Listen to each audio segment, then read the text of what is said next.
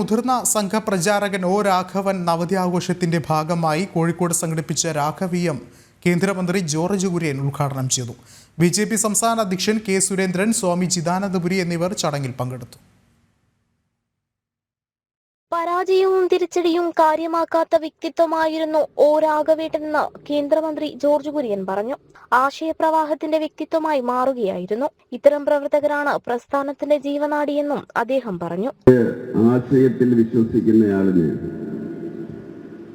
ആദ്യം വേണ്ടത് ബോധ്യമാണ്. ആശയത്തിലുള്ള ബോധ്യം, അതിലൂടെയാണ് ആശയപ്രവാഹത്തിന്റെ ഒരു കണമായിട്ട് ആ വ്യക്തി മാറുകയാണ്. ആശയപ്രവാഹം മുന്നോട്ട് പോകുന്ന അവസരത്തിൽ ഭാവവ്യത്യാസമില്ലാതെ,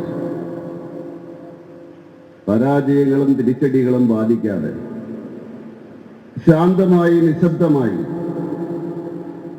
മുന്നോട്ട് പോകാൻ സാധിക്കും. അത് ആ ബോധ്യത്തിൽ നിന്നുണ്ടാകുന്നത്. അതാണ് രാഘവേട്ടൻ.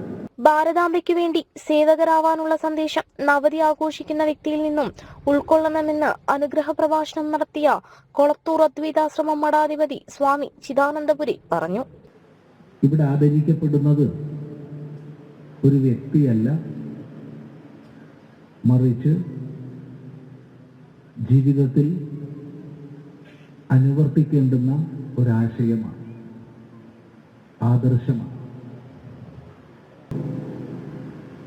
അതിന് സംഘാടകര് നമ്മുടെ കേന്ദ്രമന്ത്രിയെ പോലുള്ളവരെ എത്തിക്കുന്നു എന്ന് പറയുമ്പോൾ അത് എത്രമാത്രം ഒരു സമാജ മനസ്സ് ഏറ്റെടുത്തു എന്നുള്ളതാണ് കാണിക്കുന്നത്.